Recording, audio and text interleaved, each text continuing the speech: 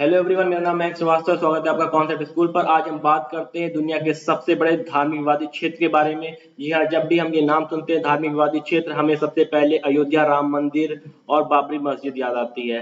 भारत का ये धार्मिक विवाद 400 साल पुराना है। 400 साल लगे इस विवाद को सॉल्व होने में। ये विवाद हमें भारत का सबसे बड़ा धार्मिक विवाद लगता है। लेकिन अयोध्या से जब हम 4,500 किलोमीटर पश्चिम में मृत सागर के पास यरूशलेम की बात करते हैं और समझते हैं वहां का विवाद, तो ये विवाद बहुत छोटा लगने लगता है। क्या है यरूशलेम का विवाद? किसका होगा यरूशलेम? और कौन से वो तीन धर्म है जिसपे जिनकी इनमें अटूट आस्था है? ऐसा बोला जाता है कि तीन धर्म यहूदी, इस्लाम और क्रिश्चियन, इन तीनों की यहाँ पे अटूट आस्था है और इनको अब्राहमिक रिलीजन बोला जाता है। वैसे तो किसी धर्म के बारे में जानना इतना आसान नहीं। कोई किताब, कोई लेक्चर या कोई आर्टिकल आपको नहीं समझा सकता किसी धर्म के बारे में। इसलिए हम सिर्फ इतना जानेंगे यहाँ पे क्यों इनको अब्राहमिक रिलीजन बोला जाता है। ऐसा कहा जाता है इनके पूर्वज प्रोफेट इब्राहिम थे। इब्राहिम के ही पुत्र इजाक और इस्माइल थे।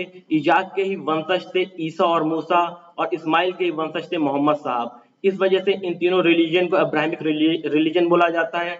और क्या है इन तीनों रिलीजन की, इन तीनों धर्मों की विशेष आस्था यरूशलेम में, इस पे हम बात करते हैं।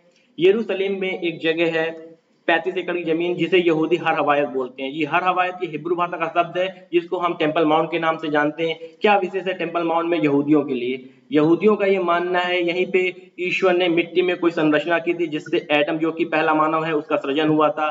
यही उनकी दूसरी एक विशेष मान्यता है कि अब्राहम ने अपने पुत्र इजाक की बलि ईश्वर के कहने पे यहीं पर दी थी, और यहीं पर एक फरिश्ता आया था ईश्वर का संदेश लेकर। वैसे तो यहूदियों का इतिहास 3300 साल पुराना है, लेकिन किंग डेविड के टाइम से हम इस इतिहास को अच्छी तरीके से समझते हैं। किंग डेविड के पुत्र ही थे सोलोमन, जिन्होंने यहाँ पर एक मंदिर का निर्माण कराया जिसको फर्स्ट टेम्पल के नाम से जानते हैं। बाद में बेबीलोन का साम्राज्य आया तो उन्होंने इस मंदिर को पूरी तरह ध्वस्त कर दिया। उसके कुछ समय बाद वापस यहूदियों ने यहाँ पर कब्जा किया और यहाँ पे एक दूसरे मंदिर का निर्माण कराया जिसको सेकंड टेम्पल के नाम से जानते हैं।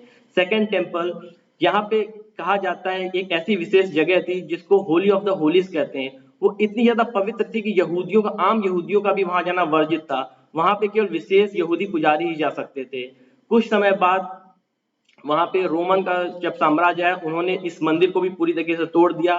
लेकिन उस मंदिर की एक वॉल वहां पे बच गई जिसको वेस्टर्न वॉल या वेविंग वॉल के नाम से जानते हैं। यहूदी जहाँ पे अपनी रिलीजियस प्रैक्टिस आज भी करते हैं। अब हम जानते हैं दूसरे पक्ष को। क्यों है ईसाइयों के लिए यरूशलेम इतना विशेष? यरूशलेम में वैसे तो 158 चर्च है, लेकिन सेपुल्कर चर्च यहाँ का सबसे विशेष चर्च है ईसाइयों के लिए। ईसाइयों का ये मानना है इसी सेपुल्कर चर्च में ईसा मसीह को सूली पे चढ़ाया गया था। यहीं पे वो पुनर्जीवित हुए थे और यहीं पे उन्होंने अपने सारे उपदेश दिए थे। और उनका ये भी मानना है कि ईसा मसीह वापस आएंगे, और जब वो वापस आएंगे उसमें यरूशलेम की अहम भूमिका होगी। इसलिए ईसाइयों के लिए भी एक बहुत ही ज्यादा महत्वपूर्ण और विशेष आस्था का क्षेत्र और केंद्र है। अब इसके बारे में हम बात करते हैं कि क्या है वो इस्लाम धर्म की यहाँ पे विशेष आस्था। इस्लाम धर्म, जिसको हम टेम्पल माउंट के नाम से जानते हैं, मुस्लिम उसको हरम अल शरीफ के नाम से जानते हैं। हरम अल शरीफ में दो इमारतें हैं जिसको अल अक्सा मस्जिद है और यहाँ पे डोम ऑफ द रॉक है। क्या है यहाँ पे विशेष, इन दोनों जगह की विशेषता क्या है, इसको हम समझते हैं। इस्लाम धर्म में ये मान्यता है कि 621 ईस्वी की एक रात को मोहम्मद साहब उड़ने वाले घोड़े पर बैठकर यहाँ पर आए थे और वो यहाँ से सीधे जन्नत की तरफ गए थे, जहाँ पे अल्लाह ने उनको जो है विशेष सिद्धांत दिए थे, जैसे कि 5 बार नमाज अदा करना इत्यादि। फिर 632 ईस्वी में मोहम्मद साहब की मृत्यु के बाद, उसके 4 साल बाद उमैयद खलीफाओं ने यहाँ पे अल अक्सा मस्जिद का निर्माण कराया। कहा जाता है मोहम्मद साहब ने सबसे पहले पैर यहीं रखे थे और डोम ऑफ द रॉक उस जगह पे बनाया गया जहाँ से मोहम्मद साहब सीधे जन्नत की तरफ गए थे। अब हमें ये भी समझ में आ गया कि इन तीनों धर्मों के लिए इतना विशेष क्यों है। और अब हम बात करते हैं कि किसका होगा यरूशलेम। वैसे तो हजारों सालों से यहाँ पे बहुत सारा कत्ले आम हुआ है यरूशलेम को अपना बनाने के चक्कर में। लाखों लोगों की जान गई है। बहुत सारे विशेष और बलशाली लोगों ने बलपूर्वक इसको हासिल करने की कोशिश की, लेकिन कोई भी सफल नहीं हो पाया। इज़राइल भी इन दिनों यही कर रहा है, इसको बलपूर्वक अपना बनाने की कोशिश कर रहा है, जो कि बिल्कुल गलत बात है। अगर इज़राइल इसको बलपूर्वक अपना बनाता है, वैसे तो इज़राइल हमारा बहुत अच्छा मित्र है, हम लोग विश्व मंच पे एक दूसरे का बहुत सपोर्ट करते हैं, लेकिन बात जब धार्मिक आस्था की होती है, अगर इज़राइल इसको बलपूर्वक अपना बना के हमारे मुसलमान भाइयों को इससे वंचित करना चाहता है, तो हमें पूरी तरीके से मुसलमान भाइयों की आस्था को समझते हुए हमें उनका साथ देना चाहिए। और वैसे तो ये क्षेत्र जो है यूएन के कंट्रोल में है, और मेरे ख्याल से यूएन को यहाँ पर एक स्पेशल रेजोल्यूशन लाना चाहिए जिससे इसको एक विशेष धार्मिक क्षेत्र घोषित कर देना चाहिए, जैसे कि वेटिकन सिटी है। यहाँ पे ये विवाद क्यों है इतना, यहाँ कत्लेआम इतना क्यों मच रहा है? क्योंकि इजराइल भी इसको अपनी राजधानी बनाना चाहता है और फिलिस्तीन भी इसको अपनी राजधानी बनाना चाहता है।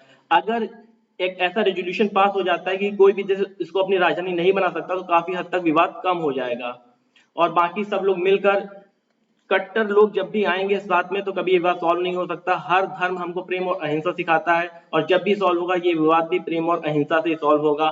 हमें अपने धर्म के प्रति विशेष आस्था और प्रेम होना चाहिए, लेकिन हमें दूसरे धर्मों का सम्मान भी करना चाहिए। जिस दिन पूरी दुनिया के लोग अपने धर्म से प्यार करेंगे लेकिन उतना ही सम्मान दूसरे धर्मों का करेंगे, दुनिया से ज्यादातर धार्मिक विवाद खत्म हो जाएंगे। मैं आपको अब एक बात बताता हूँ, अगर दुनिया की सारी प्रमुख धर्मों की सारी पवित्र पुस्तकों का एक ही भाषा में अनुवाद करा के किसी नास्तिक आदमी को दे दी जाए और उससे पूछा जाए क्या लिखा है इन किताबों में, तो यही बोलेगा ये किताबें सारी तो एक जैसी हैं।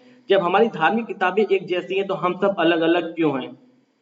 ये बात समझने वाली है। हमें अपने धर्म में आस्था होनी चाहिए, हमें अपने धर्म से प्रेम होना चाहिए, लेकिन उतना ही सम्मान दूसरों के धर्म के प्रति भी होना चाहिए। आई होप आपको ये लेक्चर अच्छा लगा हो।